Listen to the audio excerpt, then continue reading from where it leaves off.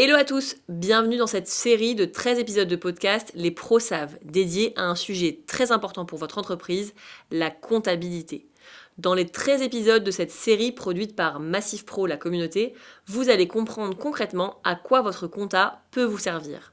Vous pourrez, en plus de briller en société, actionner les leviers pour reprendre les finances de votre entreprise en main et pourquoi pas, faire quelques optimisations. Je suis Charlène Darmon, expert comptable et business coach. Depuis plus de 10 ans, j'accompagne les entrepreneurs dans toutes les étapes de leur vie entrepreneuriale. Au travers de mon compte Insta, J'aime la compta, avec mes clients ou lors de conférences, mon objectif est toujours le même, vous faire aimer la compta, tout un programme. Pour ce premier épisode, nous allons aborder un sujet qui fait frissonner même les plus sereins, le contrôle fiscal. Et non, il n'est pas réservé qu'aux grosses sociétés.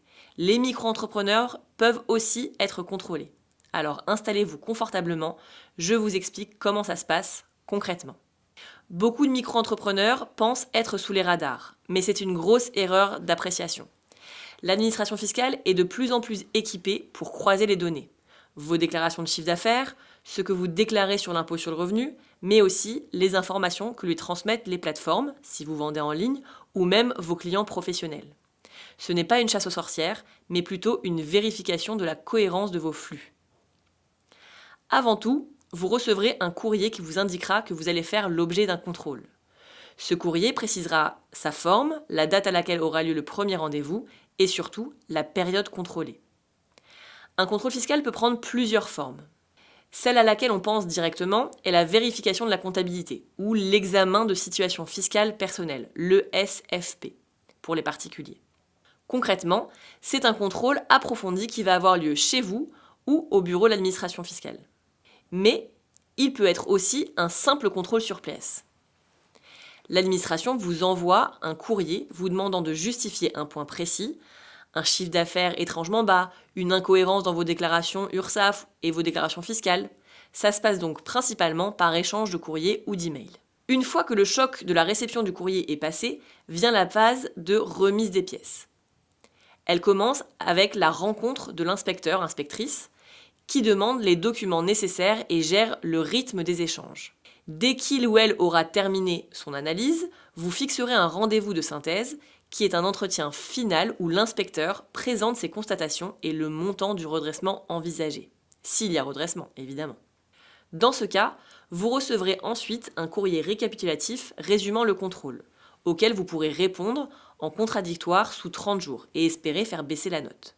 Enfin, en cas d'acceptation tacite ou expresse du redressement, l'échelonnement du paiement sera au final négocié avec le comptable public. Il faut noter qu'en dehors des droits, le redressement peut se voir augmenter de pénalités. Un simple retard de déclaration entraînera des intérêts de retard, actuellement 0,2% par mois, et une majoration de 10% en cas de dépôt tardif. Une omission délibérée ou une fraude pourra faire monter la note jusqu'à 80% de majoration. Alors j'imagine que vous vous posez une question très concrète. Qu'est-ce qui alerte le fisc chez un micro-entrepreneur ? Voici une liste non exhaustive. Le dépassement de seuil non déclaré. Les factures oubliées alors que votre client les déclare de son côté. La TVA mal gérée, si vous êtes devenu redevable de la TVA suite au dépassement de seuil de franchise en base et que vous oubliez de la déclarer ou de la collecter. Enfin, vous vous dites impossible que ça m'arrive puisque je tiens correctement mon registre des recettes. C'est votre bouclier.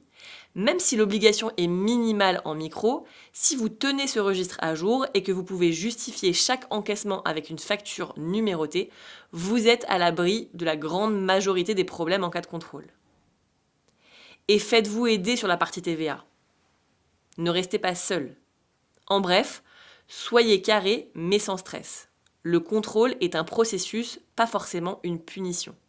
J'espère que ce rapide tour d'horizon du contrôle fiscal en micro-entreprise a été clair.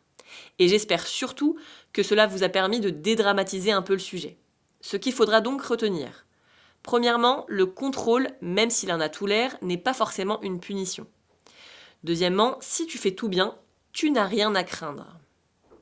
Troisièmement, si tu as pris quelques libertés, tu peux être contrôlé, même en étant en micro. Quatrièmement, c'est l'inspecteur qui a la main et qui décide de la durée. Mais tu pourras répondre sous 30 jours à la fin de ces investigations. Voilà, ce premier épisode est déjà terminé. Vous voyez, vous y prenez goût. Et j'espère qu'il vous a plu. La prochaine fois, nous parlerons de la gestion des stocks. Merci de m'avoir écouté et à très vite.